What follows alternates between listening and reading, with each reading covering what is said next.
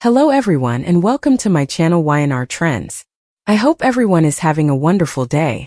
Before we begin, please hit the subscribe button and give this video a thumbs up. Victor Newman had always been the man who could bend Genoa City to his will. For decades, he directed his conglomerate with a combination of sheer force, charm, and the kind of ruthless cunning that left indeed the hard-headed rivals scrabbling. From commercial appropriations to family backstabbings, Victor had always surfaced victorious, his conglomerate complete, his family at his side, or at least under his thumb. But now, as he sat behind his massive office in the Newman Enterprises boardroom, the weight of commodity strange pressed on him master. It wasn't just a minor reversal or a simple misapprehension. This was a blow to his pride, to his heritage, and to the very foundation of who Victor Newman believed himself to be. Across the room the board members, those who had spent months under his scrupulous influence, watched in stupefied silence. They had anticipated the usual Victor light, the pitfalls thinly veiled as business strategies, the subtle manipulations that generally assured their compliance. But he did none of that. Victor Newman, the man who had faced down adversaries, suits, and dishonors that would have destroyed lower men, felt the full sting of failure. The deal he'd been counting on, the accession that would have solidified Newman Enterprises' dominance over its fiercest rival, had slipped through his fritters. And worse, the public demotion of losing not due to a mistake, but because someone overreached him, eroded at him in a way he couldn't simply bulldoze through with plutocrat or intimidation. Victoria, his son, approached cautiously. She had long learned how to read the subtle cues in her father's address, the way his eyes would harden, the slight twitch in his jaw when plans went crazy, but she saw commodity rare vulnerability. "Dad," she said, still placing a conditional hand on his arm, "perhaps this is a chance to step back, to consider a new path?"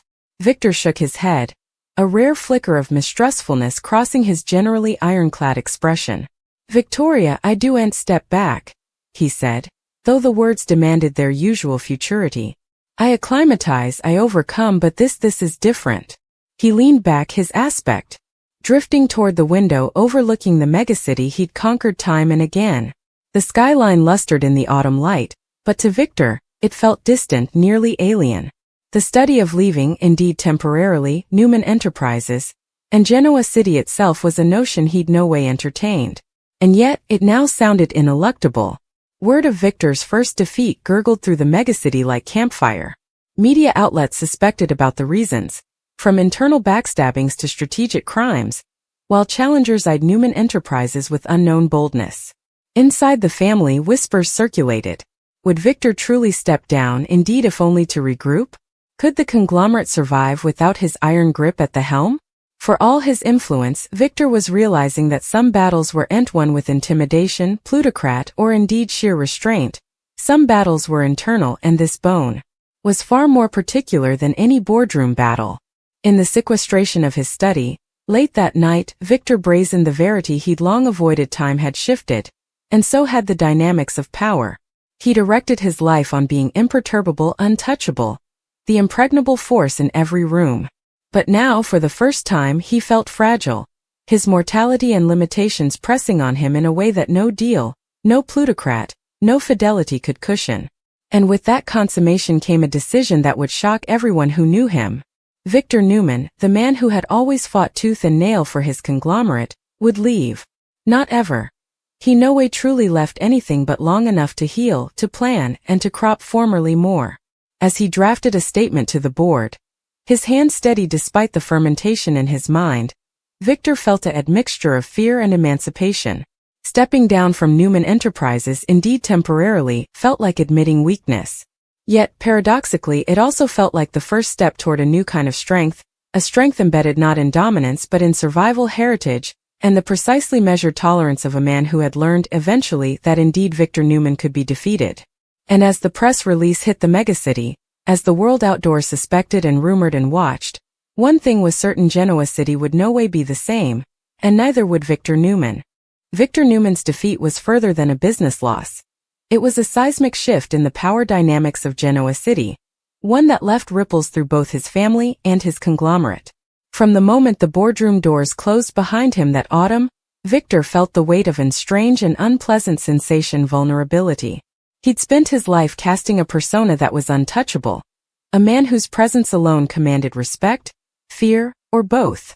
Every boardroom had bowed to his strategies, every contender had undervalued his ruthless brilliance, and every treason had been met with calculated retribution. But nothing worked. The deal, the accession he'd pursued with every ounce of energy, had slipped from his grasp, not because of incapacity but because of outslicking, manipulation, and sheer luck. The bitter irony was necessary, for formerly, Victor Newman had been overreached, and the world had noticed. The news traveled presto. Genoa City was aboil, whispers in the hallways of Newman Enterprises mingling with the outside world's grim curiosity. The tabloids framed it as a monumental shift.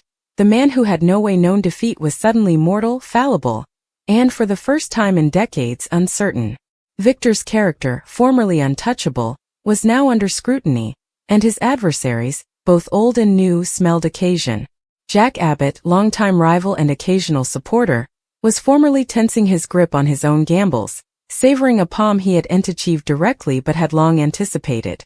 Phyllis, ever the opportunist, counted her coming move with a conservative smile, knowing that Victor's absence, temporary or endless, could reshape commitment and alliances in unanticipated ways. Inside the Newman manse, the pressure was suffocating. Nikki, Victor's lifelong mate and the quiet backbone of his actuality, tasted the storm before anyone differently. She had stood beside him through innumerous dishonors, dolor, and business accomplishments, yet indeed she could see the subtle cracks forming in the man who had always sounded imperishable. "Victor," she said, her voice a admixture of concern and immutability, "you've erected an conglomerate on strength, but occasionally strength means knowing when to break." Victor's aspect softened, but only slightly, revealing a subcast of soul-searching infrequently glinted by indeed those closest to him. "Nikki, I've no way broke. I've no way dithered. That's not who I am." But beneath the bravado, a flicker of mistrustfulness dallied, stubborn and unpleasant. The notion of stepping back from the conglomerate he'd erected with sweat, cunning, and exacting restraint felt unnatural. Yet, he couldn't ignore it.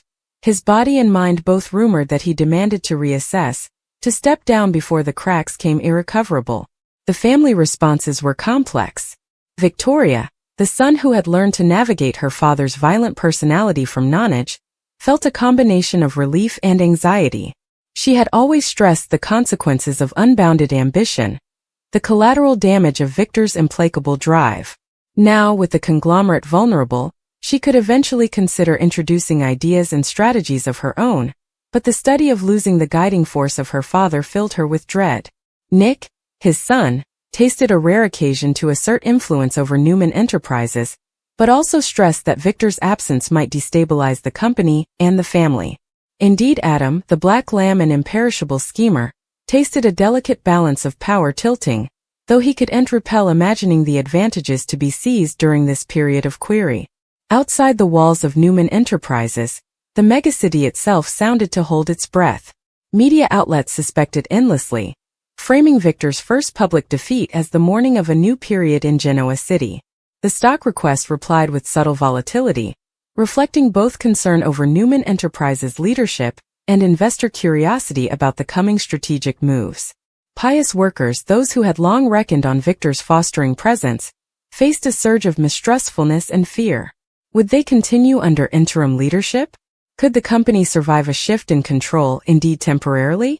And most importantly, would Victor Newman return to reclaim the throne, or had a formerly irremovable figure eventually begun to waver? Victor spent hours in his private study that night, alone with the weight of reflection. He traced the line of his life, from the foremost days of Newman Enterprises when he'd clawed his way over from modest onsets to the zenith of power in Genoa City. He allowed of the adversaries subdued, the family battles fought, and the particular offerings made along the way. And yet, the bitter verity remained: he couldn't control every outgrowth, and he couldn't prognosticate the vagrancies of fate or the cunning of rivals who had learned to anticipate his every move. For the first time, Victor Newman felt mortal, fragile in ways he'd always denied. A knock at the door startled him, and Victoria stepped outside, conditional but bent. "Dad," she said, "perhaps this is an occasion rather than a defeat." Perhaps stepping back, indeed just for a while, will give you clarity, will give us all clarity. Victor looked at her, seeing in her eyes the reflection of the man he'd always wanted her to come, thoughtful, strategic, and unafraid to challenge convention. Maybe, he muttered, though indeed he sounded uncertain. The idea of absence was foreign, yet there was an appeal to it. A chance to observe, to plan, to return stronger, smarter, and more redoubtable than ever ahead. The morning after the boardroom debacle, Victor woke to the faint hum of the megacity outside his bedroom window. A meter that had always inspired him, amped him, made him feel insurmountable. But moment the sound felt distant, nearly alien. Like Genoa city itself had shifted beneath his bases. He rose, moving through the manse with a deliberate quiet, as if testing the air, gauging whether the walls themselves had turned against him. Indeed, his longtime staff sounded uneasy, their customary compliance pigmented with vacillation, seeing the vulnerability in a man who had always been untouchable. Victor poured himself a mug of coffee, the rich aroma generally resting him now, only amplifying the apprehension in his casket. He sat by the window, his aspect, surveying the skyline, a megacity he'd molded, conquered, and dominated, yet one that now looked back at him with an implied challenge: conquer or be conquered. Inside Newman Enterprises, the pressure was palpable. Workers rumored in corners, glanced over their shoulders, and suspected endlessly about the future. Board members changed anxious aesthetics, each uncertain whether to align with Victor's vision, anticipate his coming move, or prepare to exploit his absence. For decades, Victor had applied power like a blade, cutting through obstacles, crushing resistance, and icing fidelity with a combination of seductiveness, intimidation, and precisely measured ruthlessness. Moment that blade felt dull. Every strategy, every initiative, every trouble had failed in the face of circumstances he'd undervalued. Or maybe, for the first time, circumstances beyond indeed his immense foresight. Meanwhile, the media had caught wind of his defeat, and Genoa city's tabloids thrived on enterprise. Victor Newman loses grip on empire, one caption screamed. Is the king eventually vulnerable? Another asked, the words trickling with schadenfreude. Social media lit up with debate and gossip. Former abettors burled in his stumble while rivals stoned their shanks, calculating the perfect moment to strike. Indeed, those who had long stressed and admired Victor now rumored in conservative tones about what his absence might mean. The formerly unquestioned Goliath of Newman Enterprises was suddenly mortal, defective, and exposed. Victor himself felt an admixture of wrathfulness and reticent acknowledgement. He'd erected his life on control, on knowing every angle, prognosticating every move, and shaping issues to his advantage. But he also knew deep down that the world had changed.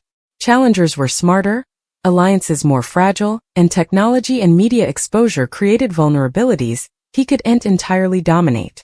He'd faced adversity before, clearly suits, backstabbings, business adversaries, family backstabbings, but this felt different. It was particular, not professional. It was a battle with his own mortality, his own limits, and overall, a test of his capability to acclimatize without succumbing to the kind of reckless wrathfulness that had defined him for decades. Nikki, ever perceptive, honored the storm before anyone differently did. She approached him cautiously, her hand brushing his arm as he goggled out over the megacity. Victor, she said gently, perhaps this is a chance. Not a defeat, but a moment to reevaluate, to reassess. To consider what really matters. Her voice, calm and unvarying, cut through the pressure he carried alone for hours. Victor's jaw tensed, his usual instinct to repel her sense warring with a quiet, unpleasant acknowledgement that she might be right. The idea of stepping back, indeed temporarily, of leaving Newman Enterprises in the hands of others, was foreign to him. And yet, paradoxically, it also held a strange appeal, a moment of reflection, of strategy, of observing the battleground from a distance. Victoria entered still, her presence a memorial that family signified beyond business conglomerates.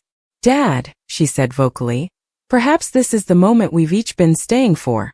For you to step back just enough to see effects easily, to let us help, to let the company breathe without you micromanaging every move. Victor turned, his eyes narrowing, the weight of decades of dominance and fear of loss reflected in the set of his jaw. I've erected this conglomerate with my own hands, Victoria, he said, his voice low and pigmented with emotion. Every slip-up, every deal, every palm, it's mine. How can I step back without feeling empty? Nick, always calculating, tasted occasion amid the chaos. He watched his father scuffle with his first real defeat and counted the possibilities. For times, Nick had tried to find his place in the family heritage, frequently overshadowed by his father's brilliance and dominance. Now, with Victor faltering, Nick could assert influence, reshape Newman Enterprises, and indeed challenge the hypotheticals that had defined the family dynamic for decades. But as he approached his father, he felt a blend of excitement and fear. The company's fate, and maybe their family's consanity, hung in the balance.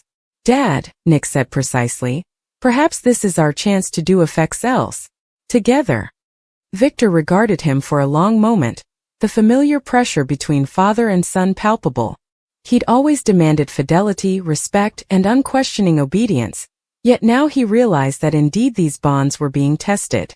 Adam, ever the schemer and occasional antagonist within the family, observed quietly from a distance, a calculating smile lugging at his lips.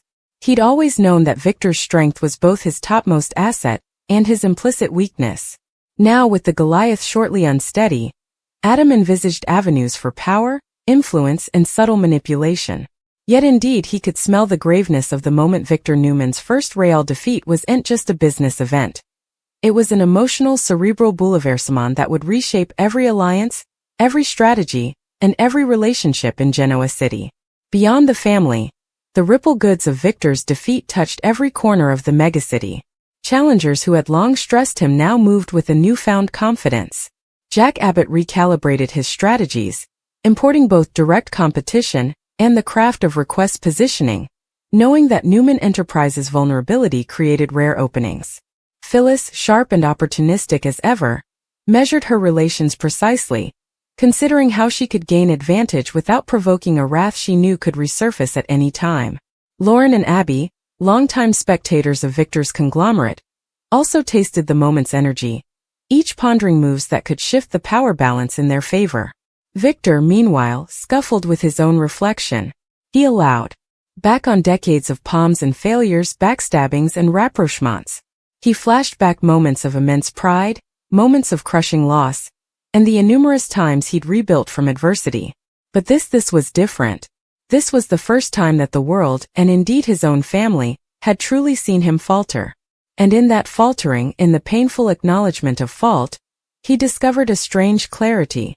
He realized that stepping back, temporarily yielding control, wasn't weakness, it was strategy. It was tolerance. It was, maybe, the first step toward recovering not just his conglomerate, but a deeper understanding of his own limits and eventuality. Indeed, as the megacity buzzed with enterprise, Victor retreated to his private study, the familiar walls lined with cairn of his palms and glories that had formerly reminded him of invincibility. Tonight, they sounded nearly mocking substantiation of a history that no longer guaranteed dominance. He poured himself a glass of bourbon, its burn offering a transitory comfort, and sank into the leather president he'd claimed as his throne for decades. For the first time in his life, he allowed himself to feel the weight of query, the rare sensation of being doubtful about the coming move, about the very future he'd erected with inexhaustible perfection. Across the megacity, the ripple goods of Victor's stumble came more pronounced. Newman Enterprises challengers stoned their strategies. Jack Abbott, ever watchful, was formerly recalculating accessions and alliances, his generally confident swagger tempered by the knowledge that while Victor was vulnerable, any misstep on his part could also boomerang. Phyllis maneuvered still, planting seeds of mistrustfulness among Newman workers and business mates likewise, while Lauren used the occasion to subtly impact commercial opinions, her careful moves designed to subsidize without drawing Victor's immediate wrath. Indeed, Nick, who had long scuffled with living in his father's shadow, felt a sense of conservative commission. For the first time, the family dynamics shifted in subtle but inarguable ways. Commitment were tested, intentions awakened, and secrets long buried floated just beneath the face. Inside the manse, Victor contemplated the cost of stepping back. He allowed of his children, of the conglomerate, and of the heritage he'd spent a continuance constructing. The idea of leaving Newman Enterprises, indeed temporarily, felt nearly impious, yet he honored the necessity. To recapture control, he to understand not only his adversaries but also himself, his limits, and the vulnerabilities he'd long denied. This was further than a business defeat. It was an awakening, a rare occasion to reflect, regroup, and return with renewed clarity. As the night strengthened, Victor made a decision that would shock Genoa City. He'd advertise a temporary departure, framing it as a strategic retreat rather than a rendition. The press release would be precise, careful, and unmistakably Victor. No way defeated, only recalibrating. He'd leave the conglomerate in the hands of trusted abettors, indeed as he prepared to observe every move from a distance. It was a calculated threat, one that needed tolerance, restraint, and an unyielding focus on the long game. For Victor Newman, the man who had always been unyielding, the challenge wasn't simply surviving defeat. It was transubstantiating it into the foundation of an indeed lesser rejuvenescence. And as he lifted his glass and goggled at the megacity that had formerly bowed to his will, he understood that the true battle was only beginning. Genoa City might smell his absence, but they had yet to witness the master strategist at work, conniving the moment when Victor Newman would return, not just to reclaim what was his, but to review power entirely.